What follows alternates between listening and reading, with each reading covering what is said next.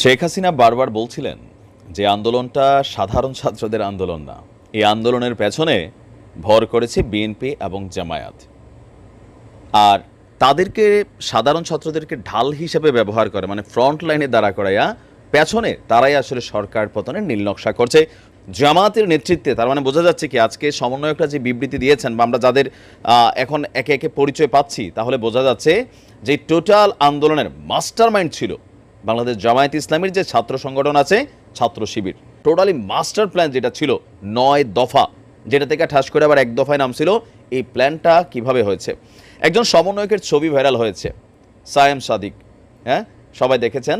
তিনি দাবি করা হচ্ছে যে তিনি ঢাকা ইউনিভার্সিটির ছাত্র শিবিরের সভাপতি। ছবিতে দেখছেন যে আন্দোলনের প্রথম থেকে বিভিন্ন সময় যখন আলোচনা হয়েছে, তখন পর্যন্ত আসলে জানার সুযোগ ছিল না তিনি শিবিরের নেতা, যার কারণে সমন্বয়কদের ফ্রন্ট লাইনে